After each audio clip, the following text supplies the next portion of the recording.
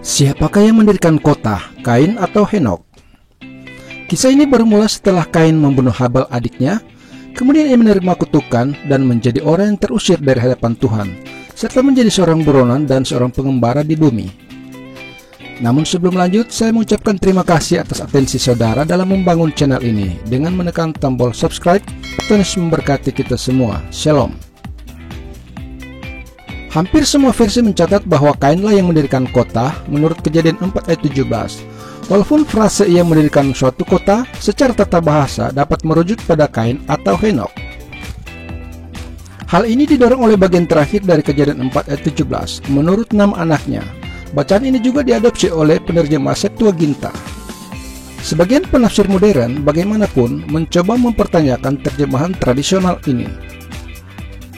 Ada beberapa poin yang mendorong mereka mengambil langkah ini. Pertama, Kain sebelumnya dihukum sebagai pelarian, sehingga tidak mungkin ia berhasil mendirikan sebuah kota dan menetap di dalamnya. Kedua, sebuah kota biasanya diberi nama sesuai pendirinya. Ulangan 3 ayat 14, kota Hawot Yair. 2 Samuel 5 ayat 9, kota Daud. Ketiga, rujukan terdekat dari ia mendirikan suatu kota adalah Henokh, bukan Kain. Kain bersetubuh dengan istrinya lalu melahirkan Henokh. Kemudian ia mendirikan suatu kota. Keempat, Kejadian 4 ayat 17 memiliki kesejajaran struktur dengan Kejadian 4 ayat 2. Di Kejadian 4 ayat 2, nama anak-anak Hawa disebutkan dan pekerjaan mereka dinyatakan dalam bentuk partisip. Di Kejadian 4 ayat 17, nama Henokh disebutkan dan diikuti oleh partisip yang menyiratkan pekerjaannya sebagai pendiri kota. Mereka yang memegang pandangan ini mengakui ada satu persoalan besar yang mengganggu, yaitu bagian terakhir dari Kejadian 4 ayat 17, menurut nama anaknya, Henokh. Menurut mereka bagian ini merupakan tambahan para penyalin di kemudian hari yang dulunya tidak ada di naskah asli Alkitab. Sebagian menduga telah terjadi beberapa kemungkinan kesalahan penyalinan, misalnya frase menurut nama anaknya, seharusnya menurut namanya.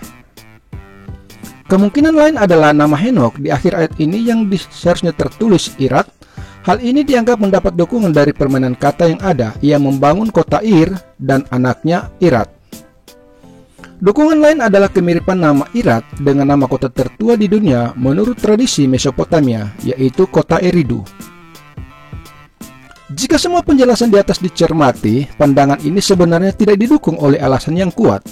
Pertama, pendirian kota oleh Kain. Seandainya ini dianggap, maka hal ini dapat diterangkan melalui beberapa cara. Yang ditekankan dalam hukuman Kain sebagai pelarian bukanlah aktivitas berpindah terus secara terus-menerus, tetapi tidak mendapatkan perlindungan dari komunitasnya. Pendirian kota ini justru mungkin sebagai upaya Kain untuk mendapatkan perlindungan. Kita bahkan bisa berspekulasi bahwa Kain hanya mendirikan kota ini untuk anaknya, sedangkan ia sendiri tetap sebagai pelarian. Ada banyak kemungkinan yang bisa dipikirkan terjadi berkaitan dengan masalah ini. Kedua, pemberian nama untuk kota. Walaupun nama kota seringkali mengikuti nama pendirinya, tetapi pemberian nama kota sesuai dengan orang yang kepadanya kota itu didirikan bukan tidak pernah terjadi. Herodes Antipas pernah membangun kota Tiberias sebagai persembahan kepada Kaisar Tiberius. Lagi pula Kejadian 4 ayat 17 merupakan kisah pendirian kota yang pertama di dunia, sehingga belum tentu menyiratkan kebiasaan di masa-masa selanjutnya. Meskipun kebiasaan di masa selanjutnya bisa saja didasarkan pada kebiasaan yang lebih kuno.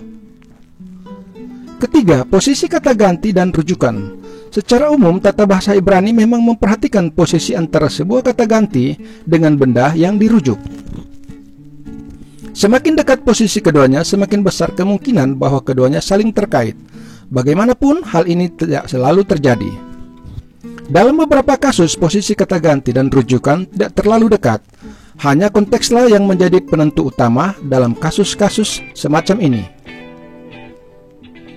Konteks Kejadian 4 ayat 17, terutama bagian akhir, menurut nama anaknya, Henokh, tampaknya memberi petunjuk cukup eksplisit bahwa rujukan yang dimaksud adalah Kain, bukan Henokh. Keempat, kesejajaran antara Kejadian 4 ayat 2 dan Kejadian 4 ayat 17. Kalimat Ibrani dalam dua ayat ini sebenarnya tidak terlalu memiliki kemiripan secara struktural, kecuali pemunculan nama orang dan bentuk partisip yang mengikutinya. Bahkan di Kejadian 4 ayat 2, pekerjaan Habel dan Kain diperkenalkan juga berlainan. pekerjaan Habel mengikuti pola nama orang tambah partisip, sedangkan untuk Kain memakai struktur nama orang tambah kata kerja perfect tambah partisip. Di Kejadian 4 ayat 17, pola yang digunakan tidak mengikuti keduanya, yaitu tidak ada nama orang tambah kata kerja imperfect tambah partisip. Variasi penulisan ini seyogyanya menasihatkan kita untuk tidak terlalu menekankan sedikit kesejajaran yang ada dan mengabaikan perbedaannya. Di samping itu, seandainya Kejadian 4 ayat 17 memaksudkan Henokh sebagai pendiri kota, maka kemungkinan besar penulisnya akan menuliskan lagi nama Henokh tepat sebelum kata kerja imperfect dan partisip, sama seperti yang kita temukan di Kejadian 4 ayat 2. Kelima, upaya mengubah teks. Secara umum, kesalahan maupun penambahan dalam proses penyelidikan Alkitab merupakan fakta yang tidak dapat disangkal.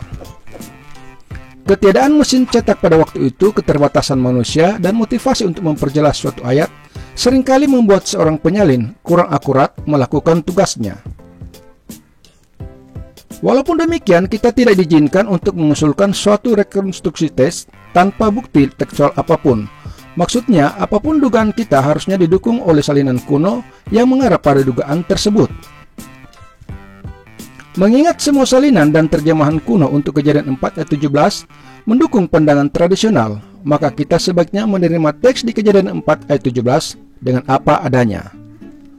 Berspekulasi tentang perubahan teks tetapi tanpa didukung bukti tekstual hanyalah sebuah alasan dari ketiadaan argumen from silence.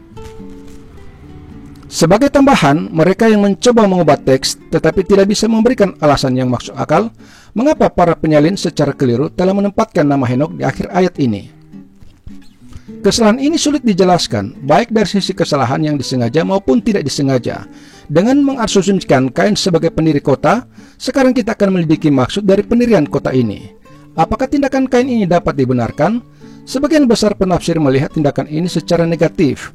Mereka memandang pendirian kota sebagai simbol dari dua hal, permanensi geografis dan perlindungan. Dari kacamata Kejadian 1 ayat 26-28, tindakan mendirikan sebuah kota sebagai tempat tinggal permanen merupakan perlawanan terhadap perintah Allah, karena manusia seharusnya memenuhi seluruh bumi.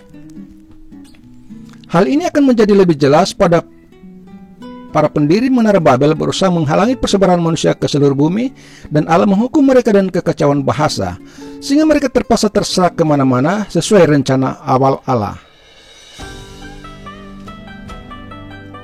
Seandainya hukuman Kain di Kejadian 4:12 mencakup keterpisahan dari komunitas dan gaya hidup nomadik, maka tindakan ini bertentangan juga dengan hukuman yang sudah diberikan.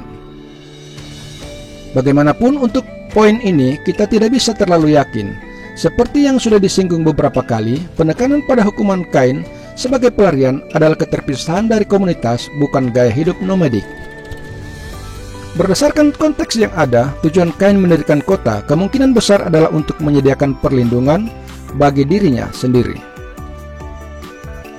Dengan memiliki sebuah kota sebagai tempat tinggal bersama-sama dengan seluruh keturunannya, maka Kain sekaligus mendapatkan dua hal, komunitas dan perlindungan. Maka seandainya ini benar, maka tindakan ini menyiratkan bahwa Kain tidak sepenuhnya percaya pada perlindungan yang diberikan oleh Allah. Kejadian 4 ayat 15. Ia ingin membantu Allah merealisasikan janjinya melalui usahanya sendiri. Beberapa petunjuk yang menguatkan dugaan ini antara lain: 1. Isu yang dikhawatirkan Kain sebelum ia diusir dari hadapan Tuhan adalah perlindungan untuk dirinya. Kejadian 4 ayat 14-15. 2. Kejadian 4 ayat 17-24 diakhiri dengan upaya Lamek untuk melindungi diri melalui kekuatan dan kesombongannya. Kejadian 4 ayat 23-24. Ketiga, di kemudian hari Tuhan memerintahkan Musa untuk mendirikan kota perlindungan bagi mereka yang membunuh sesamanya tanpa kesengajaan. Ini tidak berlaku dalam kasus pembunuhan yang disengaja, apalagi didasari dengan kebencian. Pembaca pada zaman Musa tidak akan kesulitan untuk melihat kesalahan di balik upaya Kain mencari perlindungan bagi dirinya dengan cara mendirikan sebuah kota. 4. Pola membantu Allah untuk merealisasikan janjinya merupakan fenomena yang umum dalam kitab Kejadian. Abraham mengambil Hagar sebagai istri supaya ia mendapatkan keturunan. Kejadian 16 ayat 1-3. Yakub memperdayai kakaknya. Kejadian 25 ayat 30-34. Dan Yakub memperdayai ayahnya. Kejadian 27 ayat 5-29. Kota itu diberi nama Henok sesuai nama anaknya. Nama Henok juga muncul digunakan oleh beberapa orang lain di kitab Kejadian. Kejadian 5 ayat 18, Henok anak Yared. Kejadian 25 ayat 4, Henok anak Midian. Dan Kejadian 46 ayat 9, Henok anak Ruben. Para ahli belum bisa memastikan asal-usul etimologi dari nama ini. Sebagian meyakini bahwa nama ini berhubungan dengan kata Ibrani yang berarti melatih atau mendedikasikan. Yang lain menduga kata ini berasal dari rumpun Semitik Barat yang memiliki arti memulai atau merintis. Jika kita menganggap Kain sebagai pendiri kota, maka makna yang tersirat dari nama kota ini sesuai dengan tindakan Kain yang mendedikasikan kota itu untuk anaknya. Terima kasih sudah menonton channel ini. Tuhan Yesus memberkati kita semua. Shalom.